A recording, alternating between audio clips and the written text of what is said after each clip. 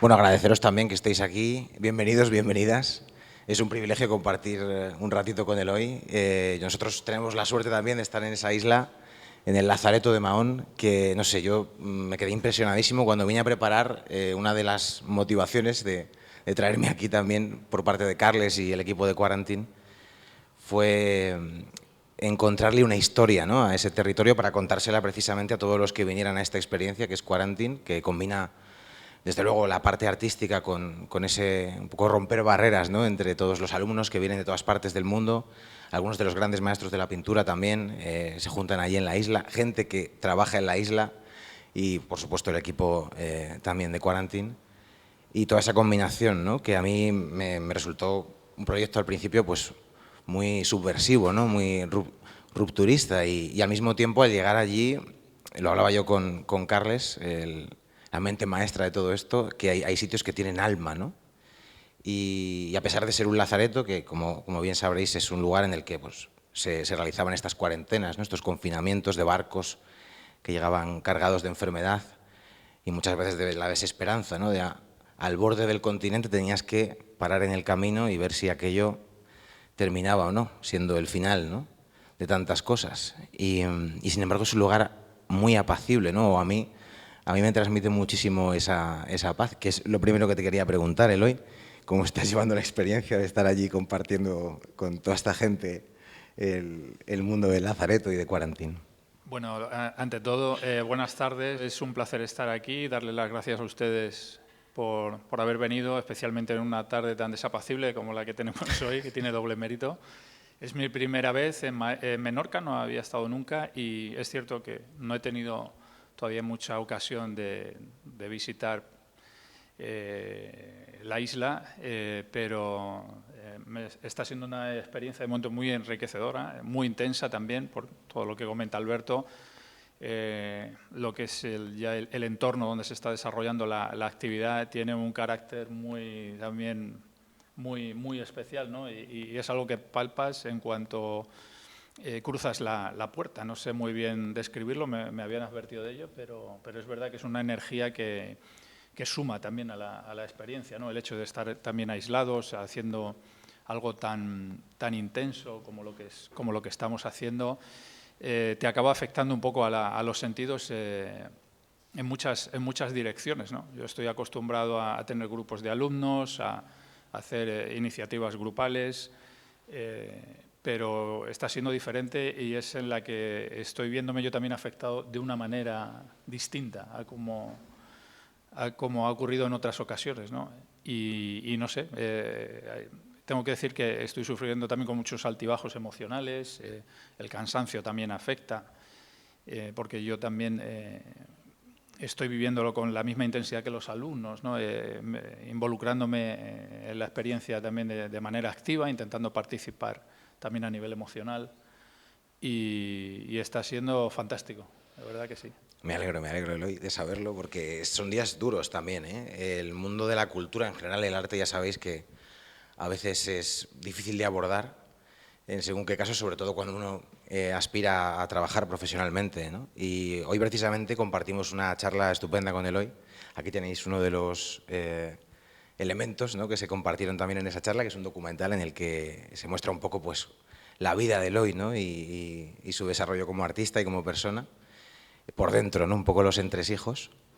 Y una de las cosas que a mí más me impactaron, bueno, aparte del documental, ¿no?, lo que contabas tú sobre tu vida, es esa niñez, ¿no? Y la primera pregunta va un poco también por ahí. ¿Qué le dirías al pequeño Eloy, ¿no?, que quería pintar, ¿no? Si Hombre, pudieras, no sé si apañarle algo, resolverle un poco el camino. pues el pequeño Eloy decidió que quería ser pintor con 6 o 7 años, ¿no? Y eso siempre se lo voy a agradecer porque todo lo que he conseguido también se lo debo, ¿no?, a esa vocación tan clara desde mis primeros recuerdos, ¿no? Y es una cosa que me llama la atención porque esta vocación surge a raíz de ver a mi padre dibujar. Es algo que estaba muy presente en mi casa y, sin embargo, esto era una imagen que a mis hermanos no les llamaba la atención. Entonces, ¿por qué a mí sí? Entonces, no tengo respuesta para eso, ¿no? Pero Mi padre llegaba a casa, porque él no es pintor profesional, era pintor aficionado, pero después de su trabajo él se ponía a dibujar y yo daba igual lo que estuviese haciendo. Podía estar jugando con mi hermano o haciendo los deberes, pero yo al instante dejaba de hacer lo que estuviese haciendo para sentarme a ver a mi padre, ¿no? Y yo me sentaba a su lado y solo contemplaba, ¿no? O sea, me provocaba un tremendo respeto esa imagen de mi padre. Para mí era como un titán, ¿no? Y me parecía increíble lo que hacía. Y tuvo eso un impacto tan fuerte que yo en ese momento decidí, yo quiero ser esto en la vida, ¿no? Entonces eso le estaba pasando a ese pequeño Eloy que dices tú, que luego también, claro, a medida que ha ido creciendo, pues ha ido, en este viaje, pues ha ido acompañándole la pintura. ¿Qué le diría? Pues le diría muchas cosas, ¿no? O sea, yo destacaría, ¿no? Le daría las gracias, ¿no? Por haber tenido esa firmeza en seguir el camino, en seguir el viaje durante todas los peligros, entre comillas, ¿no? O las distracciones que podían haber existido durante el trayecto, ¿no? Pues atravesar una adolescencia, no sé, el hacerse mayor, el tener hijos, el formar una familia, y la pintura siempre ha estado ahí, ¿no? No sé, ha sido una cosa que me ha acompañado siempre, ¿no? Entonces, para mí eso es lo que me parece que me ha permitido tener la vida que tengo, ¿no? Que es hacer lo que me gusta cada día. Y eso es, yo creo que no tiene precio, ¿no? Entonces eso ha sido gracias al esfuerzo que mis versiones anteriores han hecho, ¿no? ¿Y qué les diría ahora? Pues también que a lo mejor haber aflojado en algún momento, porque ahora estoy bastante castigado. Sí, sobre eso Estoy también, muy trabajado. sobre eso también te quería preguntar, ¿no? Antes estabas comentándolo con alguien, yo es que stalkeo un poco así a Eloy, de vez en cuando me acerco a ver qué está comentando. Y estaba hablando de cuando eres niño, ¿no? De tus hijos, y estás dibujando porque es lo que hacemos casi de forma instintiva, ¿no? Y natural, jugar, ¿no? En general. Y que hay como una especie de caos en todo eso que a ti incluso quieres recrear cuando eres adulto y no eres capaz, ¿no? Algo así estabas comentando con Sí, alguien. de hecho lo comentaba ahí en el documental, y es una cosa, un sentimiento muy curioso, ¿no? Es, en la medida en que tú creces y evolucionas como pintor, claro, siempre vas buscando el camino de la depuración, el camino de llegar a unos objetivos que a veces pues no siempre se toman las mejores decisiones, ¿no? Pero es normal, yo creo que forma parte del proceso del aprendizaje. Yo creo que el camino no es recto, ¿no? Yo entiendo el camino con desviaciones y retornos, ¿no? al camino principal. Lo que ocurre es que cuando tú estás viviendo esos caminos paralelos o esos caminos que te hacen salirte de la vía principal, en ese momento no eres muy consciente, porque el mero hecho de hacer algo nuevo resulta excitante. Entonces, hasta que tú tomas las decisiones de qué debes conservar, qué no, qué factores o qué elementos marcan lo que son tus señas de identidad, lleva mucho tiempo. Entonces, eso en mi caso solo te lo da la perspectiva de los años. Entonces, ahora es cuando voy juzgando lo que he ido haciendo atrás y voy haciendo pues una evaluación. Tuve la ocasión en 2011 de hacer mi primera exposición retrospectiva en Madrid, porque empecé muy jovencito a exponer mis trabajos, y allí había una colección, una selección de pinturas que provenían de colecciones privadas que comprendían el periodo desde 1995, que es cuando empecé a trabajar de manera profesional, hasta 2011. Había como 60 trabajos seleccionados. Y fue increíble el ver cómo ciertos trabajos que había hecho cuando era mucho más joven no los reconocía como míos, porque yo me había ido hacia otro sitio y, lógicamente, veía algunas cosas que consideraba que habían mejorado, pero había otras que consideraba que había perdido. Y fue una sensación un poco agridulce, ¿no? Porque dije, pues qué valiente era aquí, cómo hacía esto, ahora no sería capaz de hacerlo. Entonces me sirvió también para recuperar ciertas cosas, ¿no? Y esa sensación la he tenido cuando he visto, sobre todo a mi hijo, pintar en el estudio cuando era pequeño.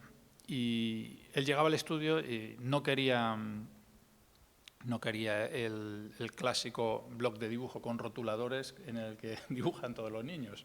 Él llegaba al estudio y quería pintar en los lienzos que uso yo de 1,5 metros por 1,5 metros con los colores y los óleos y los pinceles, y yo se lo ponía. Entonces recuerdo que tenía 3, 4 añitos, yo le ponía un babi del colegio y le tenía que poner una banqueta para que se subiese, le ponía la paleta, el lienzo y bueno, era un espectáculo absoluto. O sea, recuerdo sentir auténtica envidia de ver a mi hijo con 3 años pintar, porque reconocía en él muchas cosas que yo ya había perdido y que probablemente he perdido para siempre.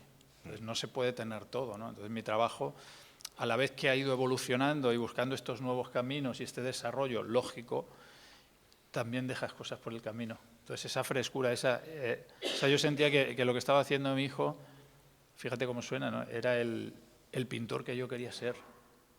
Luego mi hijo eso lo ha perdido también, sí, porque es el proceso lógico, ¿no? Que es la ausencia de miedo, la ausencia de reglas, y se traducía en una plasticidad absoluta y absolutamente pura.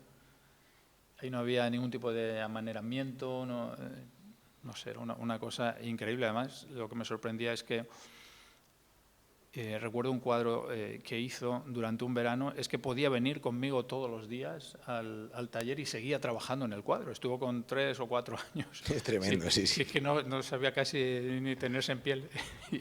y estuvo un mes entero trabajando en el cuadro. Lo conservo, lo tengo en casa y lo veo y me sigue fascinando.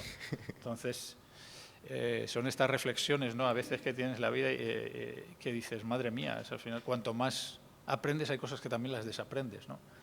Y bueno, pues esto quizá queda muy bien reflejado en la frase de Picasso, ¿no? Llevo toda la vida queriendo aprender para querer volver a pintar como un niño, ¿no? Sí. Es verdad, es que me parece increíble los dibujos de los niños cuando son muy pequeños, porque en el momento que quieren ya empezar a hacerlo bien es cuando ya eso se pierde. Pero eso es la plástica en estado puro. Sí, y ya te digo, sentí auténtica envidia. Sí, no, y hablando de ese crecimiento, cuando ya empiezas un poco, bueno, a ver que desde muy pequeñito es tu camino, ¿no? Yo tengo que ser pintor. Claro, ahí si buscáis a Eloy, si lo conocéis ya, muchos directamente asocian tu trabajo al hiperrealismo, ¿no? Claro, yo al ver tus pinturas pensaba, aquí hay una obsesión auténtica por ir mucho más allá, ¿no? de lo que es la realidad. O sea, está claro que la palabra se me ajusta mucho, ¿no? Pero tú hablabas también, ¿no?, de estos conceptos que intentan abarcar un poco lo que tú haces, y cuando tú trabajabas estas obras, o las trabajas todavía, ¿tú crees que en eso sí que hay una obsesión por la propia pintura, ¿no? por encajarte un poco en lo que sea que la gente piense desde fuera, o tú tienes tu propia perspectiva? Es que es muy difícil, hay muchos mensajes, hay muchas historias, hay mucho contenido que subyace debajo de esa imagen, ¿no?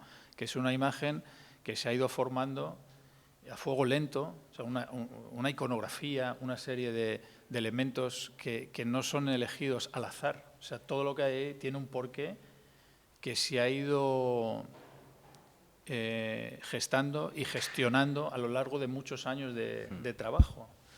Entonces, el estilo, por hablar de una manera a lo mejor un poco más, que sea más comprensible, es algo que viene después de mucho tiempo.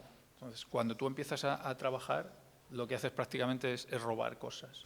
Sí. O sea, tú estás muy permeable a todo lo que te gusta. Además, tienes un criterio cuando estás empezando que abarca... O sea, hay muchas cosas susceptibles de provocar esa emoción, ¿no? Porque tiene que ser así, ¿no? Tú estás, digamos, muy... todavía sin hacer, estás muy tierno y toda esa información provoca un impulso. Y puedes coger de aquí y de allí y tú no lo ves como un problema, ¿no? Piensas que no pasa nada, ¿no? Y yo creo que tiene que ser así al principio. Entonces vas cogiendo de aquí, vas cogiendo de allí.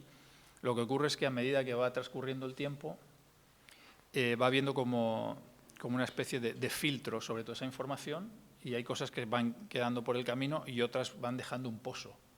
Entonces, de la suma de ese pozo es al final donde sale lo que eres tú, la suma de todas de tus referentes. Y llega un momento luego que acaba ocurriendo lo contrario. Ya eres tan esclavo de lo que tú haces que ya es imposible coger nada de nadie. O sea, a mí ahora mismo las cosas que más me impulsan o que más me motivan son cosas que son totalmente diferentes a las que yo hago. O sea, no las puedo incorporar a lo que yo hago. Las disfruto porque son muy diferentes a lo que yo hago. O sea, que también te atreves a romper tus propias reglas. Claro, es que realmente las reglas no existen en esa dirección. O sea, tengo una mente muy abierta en cuestiones de arte y me pueden gustar cosas que aparentemente son muy distintas. Pero esta concepción de tener un estilo y parece como que te tienes que ceñir únicamente o que solo te pueda gustar eso, yo no lo entiendo así, o en mi caso no ocurre. Entonces, como decíamos, los cuadros detrás de una imagen que es aparentemente y físicamente lo es muy explícita, encierra mucho contenido que está subyaciendo detrás de la imagen, porque hay muchas decisiones, muchas intenciones, hay unos intereses, una sensibilidad. Tengo la idea de hacer nunca un cuadro aislado. Lo que voy haciendo es trabajo en series que me pueden ocupar algunas más de 10 años de trabajo, y lo veo como algo que tiene un hilo conductor, ¿no? Que es lo mismo, ¿no? En cada cuadro trato de resolver lo que no he podido resolver en el anterior, ¿no? Es un ejercicio continuo de búsqueda, ¿no? Y de hecho, cuando yo termino los cuadros siempre hay una sensación total de insatisfacción. O sea, yo cuando termino el cuadro quiero perderlo de vista. O sea, hay compañeros que siempre me dicen a lo mejor que comentan que les da pena vender los cuadros. A mí no me da ninguna pena. O sea, yo cuando los vendo me alegro mucho. Por varios motivos. Y luego es cierto que cuando he tenido ocasión de verlos, por ejemplo, en exposiciones como esta que mencionaba antes, me gusta mucho verlos después de haber pasado muchos años. Esos procesos, ¿no? Claro, porque lo veo, es una sensación que me acerca, es como si el cuadro no fuese mío, o sea, es como si lo hubiese pintado otra persona. Sí. Entonces siento un poco algo parecido a lo que puede sentir un espectador ajeno, ¿no? Sí, sí. Y esa sensación me gusta mucho. A veces, como decía, para descubrir cosas que son positivas, y otras veces que digo, madre mía, aquí vaya patinazo. No, hablábamos mucho del tema de... Claro, porque viendo la obra de Eloy uno se queda completamente alucinado a varios niveles. Y hablábamos todo el rato de la gente cuando aborda tu trabajo y a ti en persona, si tienen la oportunidad, muchas veces te preguntan por la técnica, ¿no? Que cómo puedes llegar a ese punto, qué trucos tienes, y eso a ti te pone como muy nervioso, ¿no? Es algo que no me importa y además, o sea, la palabra truco me molesta especialmente porque es que no tiene nada de truco, ¿no? Y al final se trata yo he desarrollado un lenguaje, una serie de habilidades que me permiten desarrollar mi discurso, ¿no? Y eso es lo que realmente importa, al final es una herramienta más, no es una finalidad. Yo creo que yo empecé a pintar a los 9 años, empecé a dibujar a los 5, a los 4, a los 5, y me he dedicado exclusivamente toda mi vida a pintar, no he hecho otra cosa, y voy a hacer 51 años ahora. Entonces, no los aparenta, ¿eh? Son muchos años haciendo una cosa, y si no hubiese un objetivo o no se tratase de perseguir algo que va más allá de una mera representación, me hubiese cansado mucho antes. No se puede aguantar tantos años haciendo algo con la ilusión que sigo haciéndolo. O sea, mi ilusión sigue intacta. O sea, yo cuando pinto disfruto como cuando era niño. Entonces, esa magia que puede crear la pintura, yo lo sentí eso desde muy niño en Velázquez. Tuve la suerte de que mi padre me llevase al Museo del Prado muy a menudo. Entonces, el impacto que tuvo, por ejemplo, ver las Meninas cuando tenía 6, 7 años, no se me olvida. Entonces, yo quería hacer eso, porque cuando yo estuve por primera vez delante de las Meninas, lo recuerdo perfectamente, yo no estaba viendo una pintura, yo estaba viendo a esos personajes en la habitación, y era algo que no percibía en los otros cuadros que había de otros pintores, y yo no tenía ningún conocimiento de pintura, ¿no?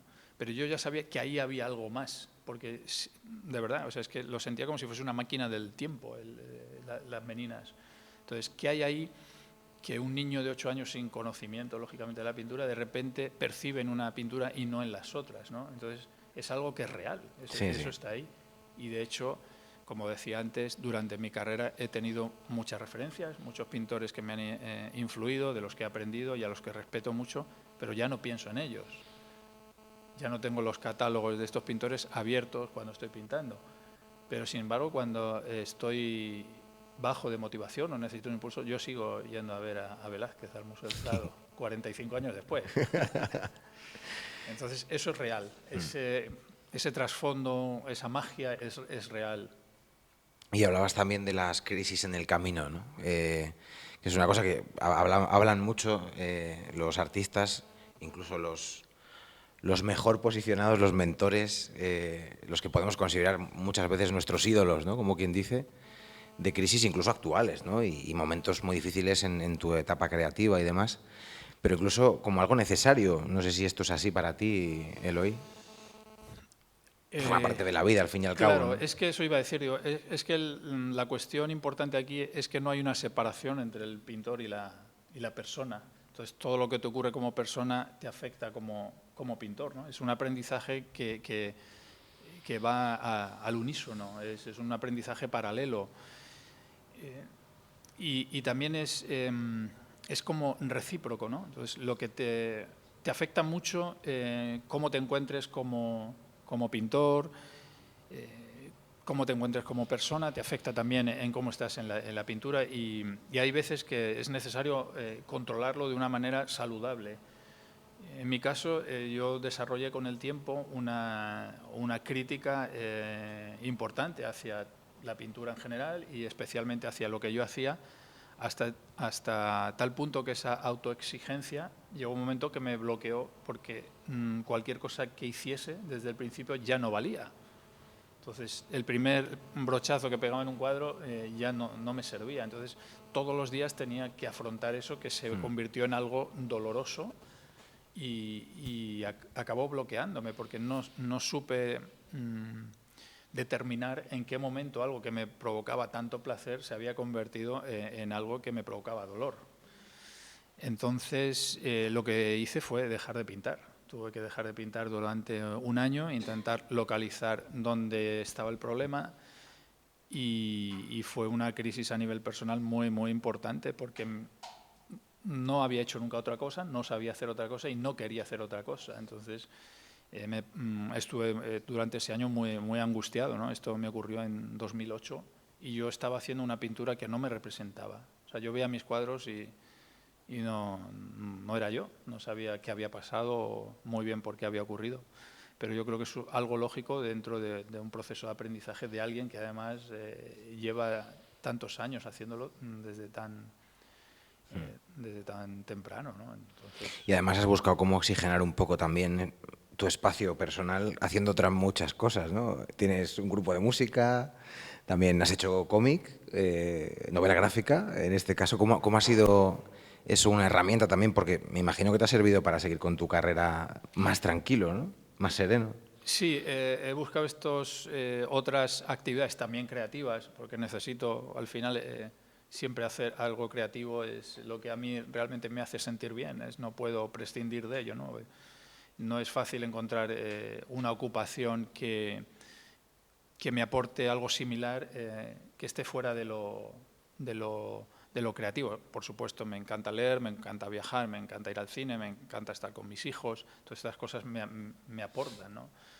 Pero es complicado, porque hay veces que necesito oxigenarme, porque la actividad en el estudio es muy intensa. Es un trabajo mental que llevo haciendo muchos años, como decía antes, con mucho compromiso, y estoy 8 horas diarias en el estudio desde hace muchos años y la cabeza no para nunca, ¿no? Entonces llega un momento que tienes que buscar ciertas maneras de romper un poco esa rutina, pero también sin desconectar excesivamente, porque luego cuando te sales de la historia cuesta muchísimo volver a estar al mismo nivel, ¿no? Entonces tienes que ir gestionando un poco estos tiempos. Tienes que recuperar el mismo tono, ¿no?, que tenías cuando estabas la vez anterior. Por ejemplo, el mes de agosto, que como es el mes de vacaciones, ¿no? Pues siempre acuso mucho. El mes de septiembre es un mes muy difícil para mí a nivel pictórico, a nivel de retomar la actividad en el estudio, porque estoy totalmente fuera.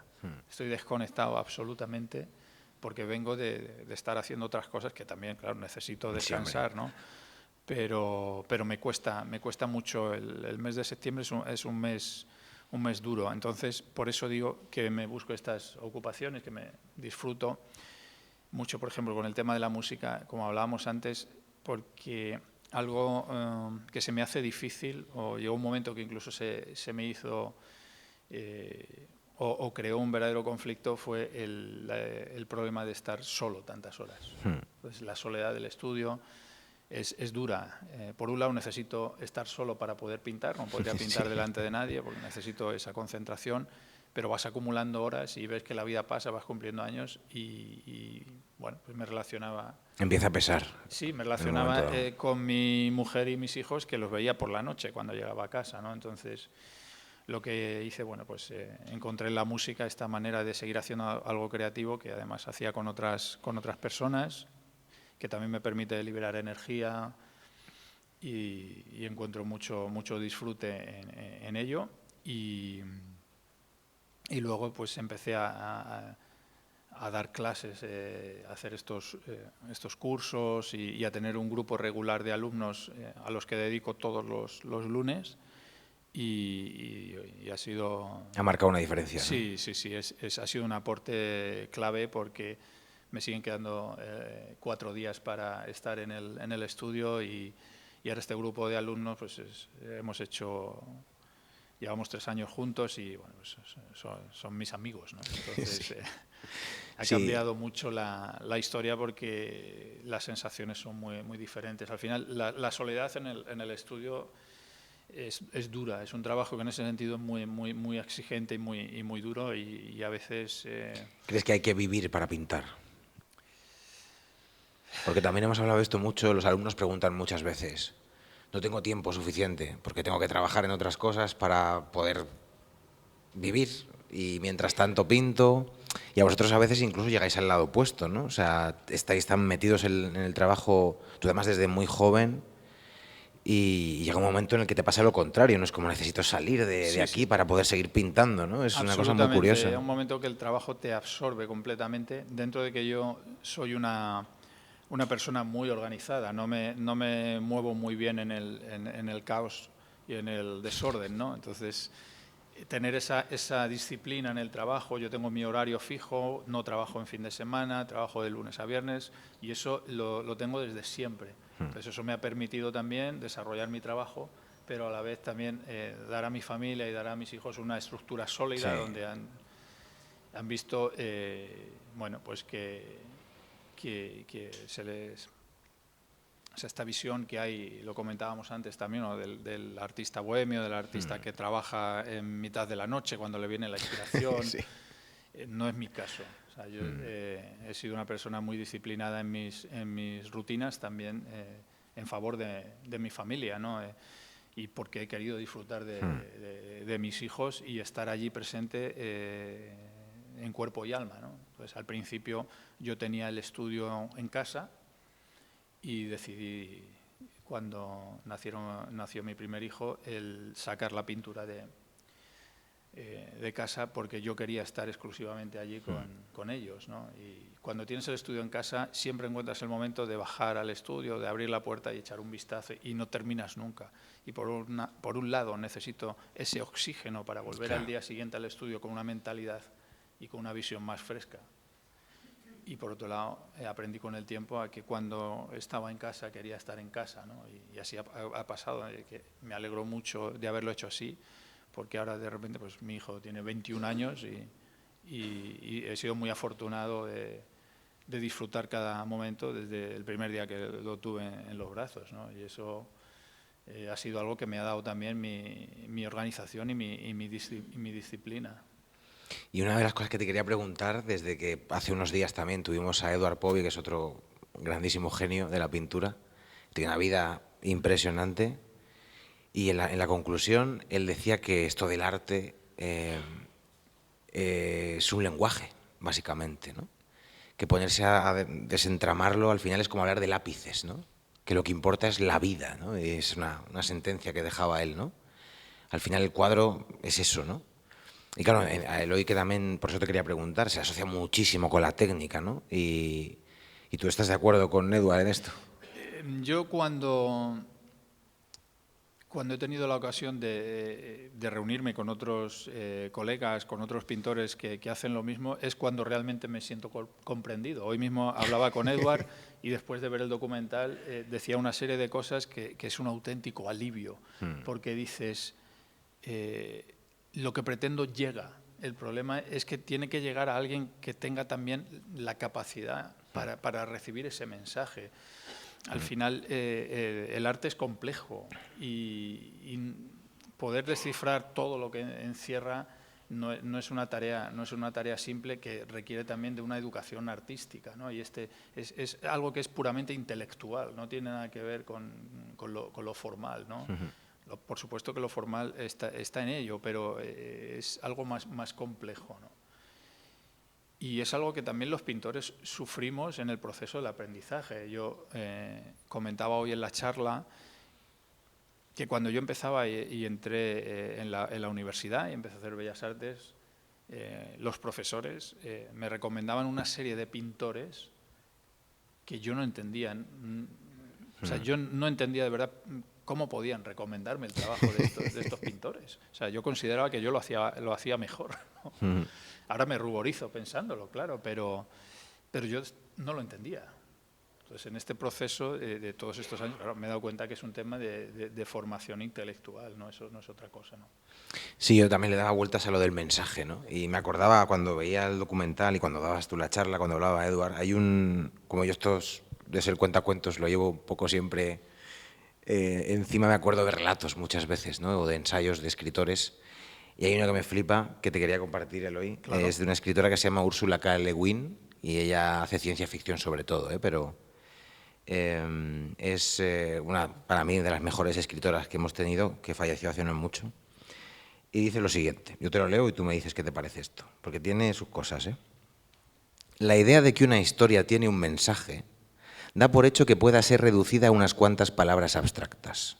Esto lo asociamos también con la pintura, porque ahora vas a ver que Úrsula hace aquí un viaje multidisciplinar. Que puede ser perfectamente resumida en un examen escolar o universitario o en una aguda reseña crítica. De ser eso cierto, ¿por qué se iban a tomar los escritores la molestia de inventar personajes, relaciones entre ellos, tramas, escenarios y todo lo demás? ¿Por qué no limitarse a transmitir el mensaje? ¿Acaso la historia es una caja donde esconder una idea? ¿Un disfraz con el que engalanar una idea desnuda? ¿Una cobertura de caramelo para que resulte más fácil tragar una idea amarga? Abre la boca, cielo, que esto te sentará muy bien. ¿Es la ficción una verborrea decorativa que oculta una idea racional? ¿Un mensaje que es al fin su realidad esencial y su motivo de ser? Muchos docentes explican las obras de ficción. Muchos críticos literarios, sobre todo los de libros infantiles, las reseñan y por lo tanto mucha gente las lee convencidos de ello. El problema es que se trata de una premisa equivocada. No estoy diciendo que la ficción no encierre un significado ni una utilidad. Lo mismo creo que pasa con la pintura. Todo lo contrario. Creo que la narrativa, que la comparten todas las artes, es uno de los instrumentos más útiles con los que contamos para conseguir dar un sentido a nuestras vidas. Sirve para mantener la cohesión de nuestras comunidades al plantear y responder la pregunta ¿quiénes somos? Y es una de las mejores herramientas que tiene un individuo para descubrir quién es, qué es lo que la vida puede demandar de él y cómo responder ante ello. Sin embargo, eso no es lo mismo que tener un mensaje. El complejo significado de un relato o novela serios solo puede ser comprendido implicándose en el propio lenguaje de la historia. Al traducirlo a un mensaje o reducirlo a un sermón, lo estamos distorsionando, traicionando y arruinando. Y esto es así, porque una obra de arte no solo se comprende a través del intelecto, sino también a través de las emociones y del propio cuerpo. Este hecho resulta más sencillo de aceptar en el resto de las artes. Con una danza o un cuadro de un paisaje, por ejemplo, lo más probable es que nos limitemos a hablar de las emociones que despierta en nosotros, en lugar de sacar a colación su mensaje. O pensemos en la música. Sabemos que no hay modo alguno de explicar todo lo que una canción puede significar para nosotros, porque ese significado no es tanto algo racional como algo que sentimos en lo profundo de nuestro ser, algo que experimentamos con nuestras emociones y con todo nuestro cuerpo. Y la lengua del intelecto no alcanza a expresar en su totalidad ese sentir. De hecho, el propio arte es nuestra lengua para expresar esas sensaciones del corazón, del cuerpo y del espíritu. Y cualquier reducción de esa lengua a un mensaje resulta radical y devastadoramente incompleta. Esto es tan cierto con relación a la literatura como a la danza, la música o la pintura. Y en este caso, Eloy, lo que más me gusta de Úrsula es que concluye diciendo algo así como: yo no soy un contestador automático. Cuando tienes un mensaje, ¿cómo haces para inventarte una historia donde encajarlo, ¿no? Lo mismo te pregunto, Eloy. Tú tienes gente que te dice, tú tienes un mensaje y lo encajas en el cuadro, ¿y cómo te hace sentir esta reflexión de Úrsula? Hombre, a mí enfocarlo de esa manera, como hemos concluido, me parecía una cosa muy ingenua, ¿no? Yo cuando, quizá la palabra correcta no sea mensaje, si entendemos por mensaje una historia dentro de la pintura, ¿no? Una historia como tal. Yo, por ejemplo, todos estos días, cuando he estado viendo el dossier de cada alumno con los que he tenido las entrevistas, siempre empieza con el mensaje, ¿no? Pero es un mensaje siempre que es muy, muy historiado, ¿no? Es un mensaje que es muy pretencioso, es un mensaje que es muy ambicioso, que quiere contar mucho como si fuese una película, ¿no? Sí. Pues yo hablo de la violencia de género, o yo hablo de... O sea, hay un contenido como muy... Muy vasto, sí. Sí, como... Yo también he pasado por ahí. O sea, cuando tenía 18 años también yo... pero no pretendo cambiar el mundo, quiero decir. En ese sentido, mi pintura no es una pintura tampoco ni que tenga un compromiso social o que se involucre políticamente en la actualidad. No. O sea, cuando yo digo mensaje, la pintura que yo hago pretende ser algo muy íntimo, que habla de lo que yo soy.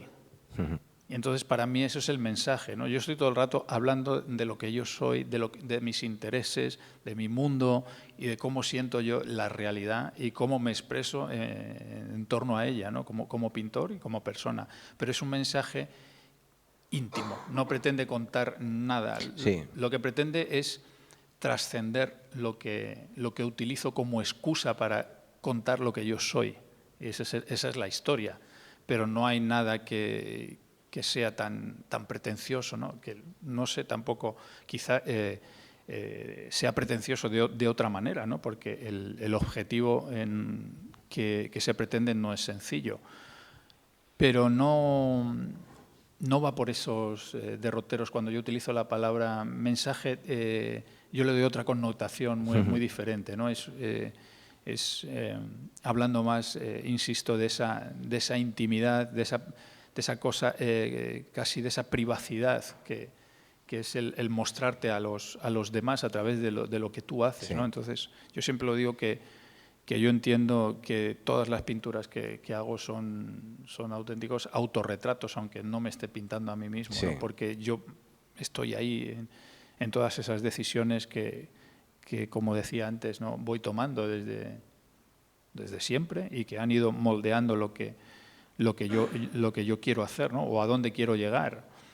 Entonces, para mí eso es el mensaje, ¿no? Y para mí, si tú quitas eso a la pintura, se convierte en algo que está vacío, ¿no? Y entonces, para mí es imprescindible.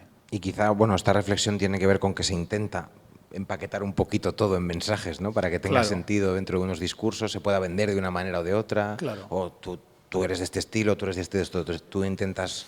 ¿Crees que eso tiene que ver también con el mundo ya del mercado del arte? ¿O? Sí, eso son otras cosas a las que no he prestado nunca atención. Como decía antes, no... He tenido muy claro desde muy joven que lo importante era conservar la pureza de lo que hacía, porque me tenía que durar muchos años. Entonces, pero has tenido que lidiar con el mundo de... Sí, claro. Lo que pasa es que he tenido muy claro, también he tenido la suerte de tener una pareja que ha sabido respetar eso, claro, que no es fácil, ¿no? Entonces, pues lógicamente nosotros hemos vivido exclusivamente de la pintura, y eso en una familia pues puede condicionar, ¿no? En un momento dado la toma de decisiones. Y bueno, pues se ha planteado en momentos determinados el poder entrar en galerías determinadas, en ferias determinadas importantes, pero han pretendido modificar mi trabajo. Y yo he preferido decir que no a esas galerías o a esas oportunidades para conservar esa pureza y esa ética de mi trabajo, ¿no? Y yo he tenido esa decisión clara y como decía, en casa se ha respetado y se ha dado por hecho que esa era la mejor decisión, ¿no? Entonces eso es importante también, ¿no? Y hay sacrificios en eso, ¿tú crees también? Si no te amoldas a... Yo creo que al final todas las cosas acaban encajando y acaban estando en el sitio donde tienen que estar, ¿no? Por ejemplo, hace unos años estaba gestionando la segunda exposición retrospectiva, que va a ser en Barcelona, en un museo de Barcelona, y hubo la desgracia que el director del museo falleció durante la gestión de la exposición. Se queda todo ya a punto para la exposición y hubo la mala suerte o la coincidencia que la persona que fue designada nuevo director, yo había tenido problemas con él. Y era una exposición que me hacía una ilusión tremenda. Ella ya se había contactado con todos los clientes, iban a traer cuadros de Estados Unidos, cuadros desde México, estaba todo ya para traer la obra, y yo dije que no a hacer esa exposición porque yo sentía que yo no me iba a entender con esa persona. Entonces, un proyecto así hay que abarcarlo desde otro punto. Entonces dije que no a hacer esa exposición, y recientemente a este hombre lo han destituido. Y el nuevo director lo primero que ha hecho ha sido llamarme para volver. Y entonces la exposición la voy a hacer en enero en las condiciones en las que yo quería hacerlo, ¿no? Entonces han pasado 4 años, pero al final... Sí, a veces... sí. Entonces, pues este tipo de cosas me reconfortan porque yo creo que al final es lo importante, ¿no? El que tú puedas estar feliz con lo que haces, que te sientas tranquilo, que puedas... sentirte, no sé, auténtico. Para mí eso es lo que más me importa, ¿no? Por supuesto que otros aspectos como el económico son importantes, pero una vez que tienes eso solucionado, y yo he encontrado mi camino para poder ganarme la vida haciendo lo que hago sin tener condicionantes, ¿no? Y ha sido a base de hacer valer lo que haces. ¿Y crees que eso siempre es posible o...? Hay que tener paciencia, mucha paciencia. Yo puedo hablar de mi caso. En mi caso ha sido el no contaminar lo que hacía. A mí siempre me preocupaba desde pequeño, solo me he enfocado en tratar de ser un buen pintor. Entonces, no buscaba nunca ni el éxito ni el dinero, siempre me ha importado la pintura. Y lo que ha ocurrido es que en el camino de intentar ser ese buen pintor, todo lo demás ha llegado. Pero el objetivo siempre ha sido hacer buena pintura. Entonces, ese sigue siendo de hecho, los temas que hago no son nada fáciles si lo analizamos desde el punto de vista de lo que entendemos por el cliente común, que va buscando a lo mejor una obra que le encaje con el color de las cortinas, ¿no? Entonces, o con la tapicería del sillón. Entonces yo eso no lo he pensado nunca, ¿no? Entonces, pues hay gente que me dice, ¿cómo puede alguien poner esto en su casa? Digo, bueno, es que a lo mejor la persona que lo pone en su casa no es ese cliente que va buscando es otro perfil de cliente, ¿no? Que va buscando simplemente una obra de arte de calidad y entiende que eso está por encima del tema, ¿no? De hecho, si yo trabajo en mis imágenes y en mi iconografía es cuando yo me siento yo. Si ahora mismo alguien me encarga, imagínate un retrato, y me dice, píntame a mi hijo vestido de comunión, eso no soy yo. Sería una fantasía verlo. No, pero es que además prefiero hacer cualquier otro trabajo. O sea, preferiría... o sea, sufriría tanto haciendo eso que Sí, veo como que también te preocupa no corromper todo este... No, es que es fundamental porque... Porque al final, como decías, es un discurso que llevas construyendo toda tu vida.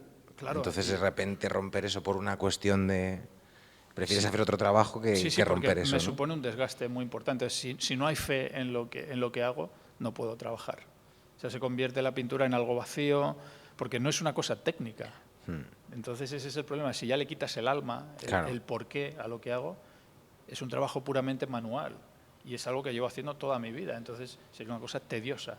Entonces, preferiría, pues no sé, hacer cualquier otro trabajo. Y claro, también te preguntaba por esto porque muchos de los estudiantes les veo muy inquietos con, al final, claro, ellos tienen que confrontar la idea de para que yo esté haciendo algo valioso tiene que existir ese reconocimiento por parte de una industria, entre comillas, que es tan hostil. ¿Tú crees que eso es necesario? ¿Tú te habrías sentido igual de contento haciendo lo que haces sin estar exponiendo y con ese reconocimiento internacional? Pues, hombre, probablemente no. Pero yo creo que ese reconocimiento ha venido producto de respetar de hacer un trabajo puro, ¿no? Yo siempre digo eso, mi trabajo te puede gustar, no te puede gustar, pero lo que no puede negar nadie es que está hecho o sea, 100% soy yo, o sea, de la manera en la que yo me he involucrado durante todos estos años. Incluso cuando yo veo mis trabajos, hay algunos periodos concretos que no me gustan nada. O sea, hay veces que yo pinto y digo, que aquí... Esto no, qué mal, ¿no? Pero lo que me excusa es que en el momento que lo estaba haciendo tenía la creencia más absoluta de que tenía que hacer eso. Y lo estabas disfrutando también. Sí, claro. Ahora, como decía antes, lo que me da la perspectiva de que eso no lo quiero hacer o que no me reconozco en esos cuadros es la perspectiva del tiempo, pero en ese momento yo estaba convencido de que es lo que tenía que hacer, ¿no? Entonces eso ya lo valida, porque al final todo es parte de ese viaje que comentábamos antes con diferentes desvíos y todo queda, ¿no? Porque al final todo forma parte y todo te va llevando al final al punto en el que estás en el presente y probablemente lo que esté haciendo ahora me lleve a otro punto en el futuro. Entonces yo destaco siempre que para mí eso es lo importante, mucho más allá que el resultado de los trabajos. Eso no me importa. O sea, lo que realmente me importa es seguir manteniendo esta actitud. Es un tema de actitud, absolutamente. Pues muchas gracias, Eloy. Ahora voy a dar paso a las preguntas, que yo creo que ya hemos tenido una buena charla. Y seguro que vosotros también tenéis alguna cosa que preguntarle a Eloy, ¿o no? ¿Sí? Si queréis, levantáis la mano y os pasamos el micro. Eloy, enhorabuena por tu trabajo, lo admiro muchísimo. Muchas gracias. Hemos estado viendo precisamente en este momento del documental que habéis hecho, cuando estás haciendo la sesión de fotografías con la modelo, que canta, que tiene un pescado. Ese es el momento más creativo, supongo, de tomar decisiones y luego de esas fotografías que has hecho, tú eliges una, que es otro momento creativo entre todas las fotografías, es decir, esta, a la que luego le vas a dedicar semanas y semanas y semanas de oficio. ¿De dónde sacas la energía para mantener eso y no querer volver al momento creativo de la sesión fotográfica? Efectivamente, el momento creativo para mí empieza ahí. Cuando empiezo a tomar fotos, yo ya estoy actuando como un pintor. O sea, yo no utilizo la fotografía como un fotógrafo. O sea, yo estoy mirando a través de la cámara ya como un pintor. Y ahí ya estoy trabajando.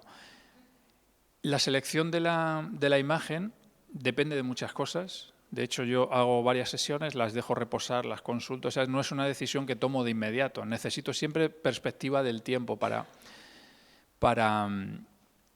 tomar decisiones, ¿no?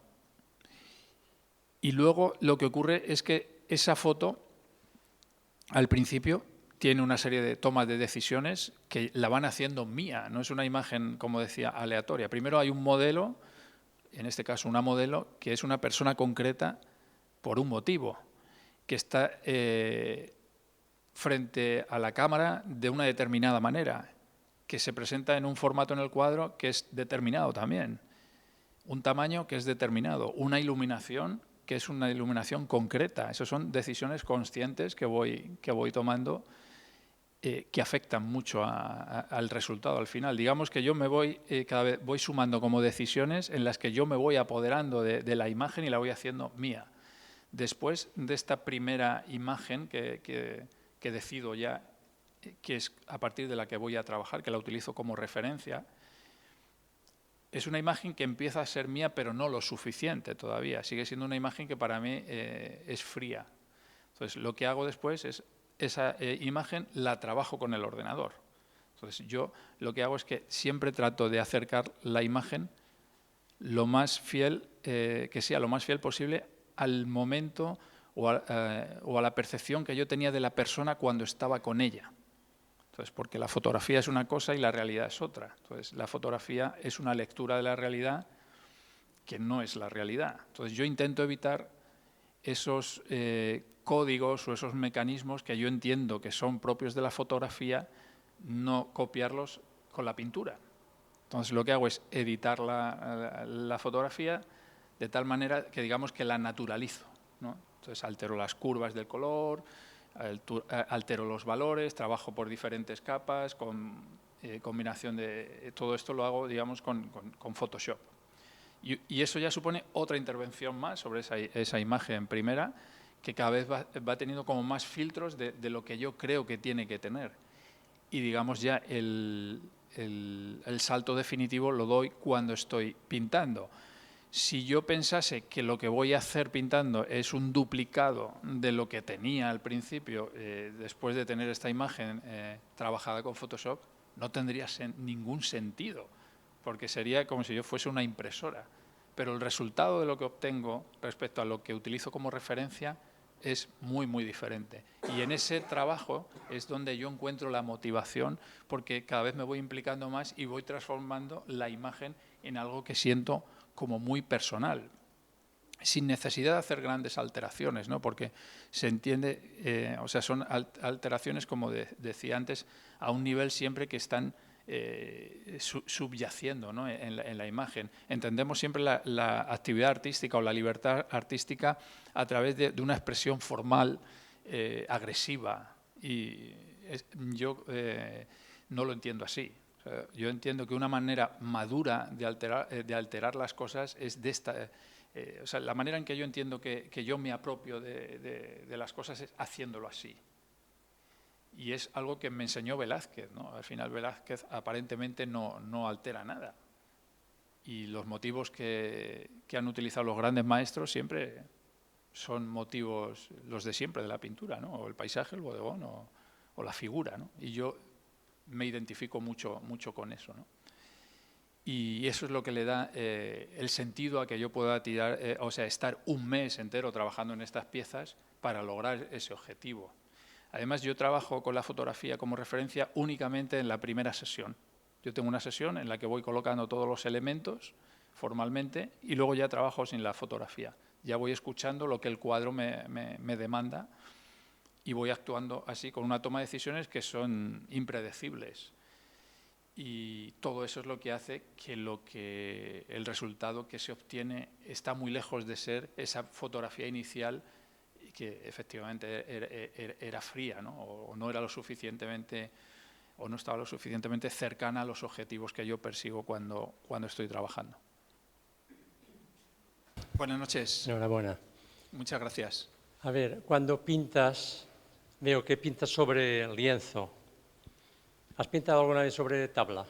Sí, de hecho, llevo pintando sobre lienzo desde el año 2012 y empecé a hacerlo porque empecé a exportar los cuadros a México y a Estados Unidos, y al hacerlo en lienzo podía enrollarlos, pero hasta ese momento, hasta 2012, siempre había trabajado en tabla. ¿Notas diferencia? Sí, claro. De hecho, ahora no puedo pintar en tabla. Vale. Me parece, ahora cuando pinto en tabla digo, no sé cómo lo hacía antes. No.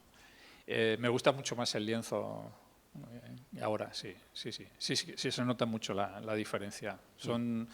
Solo ya el tacto es muy diferente. La dureza, la rigidez de la tabla no tiene nada que ver con el lienzo, que es flexible, ¿no? Luego depende también de la imprimación. No tengo una manera determinada de aplicar una imprimación a los soportes con los que trabajo. Yo normalmente trabajo sobre lino y luego sobre la imprimación que viene de fábrica yo aplico 2 o 3 capas más de... Bueno, pues se prepara con un material que se llama gesso, que es un medio acrílico, y lo que hago es que aplico 3 capas de gesso con brocha, no lo hago a rodillo, y lo que voy haciendo es lijo entre capa y capa, pero dejo unos brochazos que son muy evidentes, que luego en el proceso de la pintura son visibles. O sea, si puedes ver, si ves la pintura al natural es muy visible, o sea, no es una superficie pulida, son visibles los brochazos. Gracias. Nada.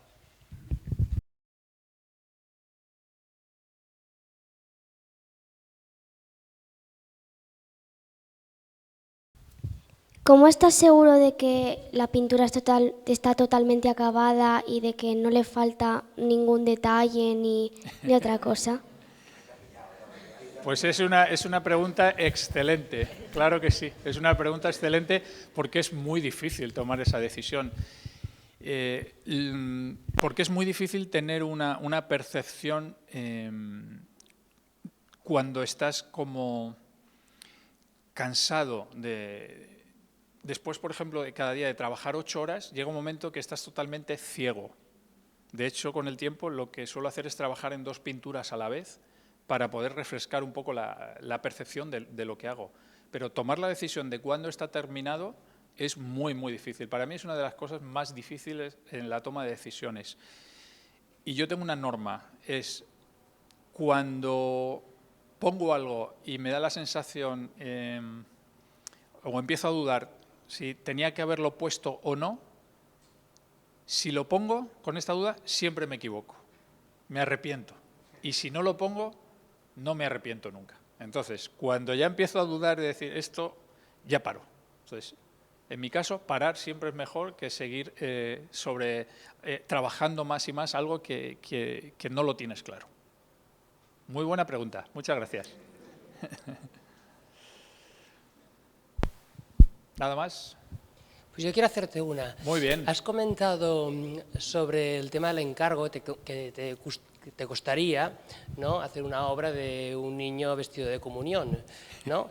Pero, por ejemplo, admiras mucho a Velázquez, que hizo muchos encargos, ¿no? ¿Te parece que hacer algo así dejarías de ser tú? ¿No puedes aportar tu mirada, tu manera de... O sea, tienes algo... ¿Podrías dejar de ser tú? Claro, es que aquí hay una cosa que está clara, que es que yo no soy Velázquez. Ya me gustaría. Pero sobre todo el tema del encargo, ¿no? Claro, o sea, ¿se puede ser tú en un encargo? También es muy buena pregunta porque es algo que me parece insólito en la historia del arte. O sea, Velázquez trabajaba por encargo y a Velázquez incluso... la pintura no era su principal preocupación. O sea, Velázquez lo que quería era estar con el rey y ser la mano derecha del rey, y es una cosa insólita en la historia de la pintura, ¿no? Porque o sea, lo de Velázquez para mí es una cosa que no hay muchos más casos en la historia, ¿no? Y al final Velázquez trabajaba por encargo, ¿no? Pero yo tengo que decir, yo no tengo esa capacidad. O sea, yo cuando he tenido que trabajar por encargo, bueno, pues por ejemplo cuando me independicé, cuando salí de casa de mis padres, pues hubo una época que yo quería comprarme una casa y la mejor manera que encontré es hacer todo lo que me salía, y he hecho unos encargos que ojalá ahora estén destruidos porque he pintado todo lo que podía con el objetivo de ganar dinero, ¿no? Pero eso lo pude hacer en aquel momento porque tenía una justificación y porque era un chaval, tenía 22 años. Ahora sería imposible. De hecho, algún cliente me ha dicho alguna vez, algún cliente, muy buen cliente, ¿me podrías hacer un retrato de los niños? Y en algún caso, recientemente lo he hecho, porque con esta persona, además de cliente, es amigo. He hecho una excepción y lo único es que yo he traído a los niños a mi estudio, yo he hecho las fotografías, he intentado que los niños sean mis modelos. O sea, todas esas decisiones que contábamos antes tienen que estar, por lo menos, ¿no? Y más o menos he salido airoso y lo he sentido como algo personal. Pero si alguien me viene con una foto en el móvil, que además suele ser la foto en la que ellos se ven bien, no es, o sea, eso no atiende a otra motivación. Y puede ser una foto que no sirve para pintar, pero como ellos se gustan, pues te traen la foto, es imposible. Yo no podría hacer de ahí nada que yo estuviese orgulloso de entregar, ¿no? Y cuando se ha dado esa situación no lo he hecho nunca, porque no puedo, realmente no puedo. Pero es verdad que Velázquez lo hacía. Por eso lo admiro tanto. Pues nada, muchísimas gracias, Eloy, muchísimas gracias a todos, a todas por estar aquí. Espero que os haya gustado también compartir un ratito. Y nada, lo que os hemos comentado al principio, yo estoy completamente alucinado con lo que está pasando en el Lazareto, como experiencia compartida entre artistas, gente de distintos mundos, ¿no? Los propios trabajadores del Lazareto, el equipo de organización. Muchísimas gracias a las autoridades también, a los que estáis aquí, que nos estáis apoyando, que esto es fundamental, porque el mundo de la cultura necesita siempre, no solo la gente que lo defiende trabajando en el arte, sino los que lo apoyan desde fuera y los que la disfrutan, por supuesto. Y bueno, sobre todo muchísimas gracias a ti, Eloy, por aguantarme un ratito, que yo quería exprimirlo todo lo que pudiera para vosotros también. Además lo pones difícil, porque madre mía, vaya manera de expresarse, que voz, que todo. Hacemos lo que Una podemos. Maravilla. Pero he dicho, muchísimas gracias y espero que nos volvamos a ver pronto aquí en el Lazareto y que vuelva Eloy pronto también. Claro que sí. Muchas gracias. A vosotros, muchas gracias.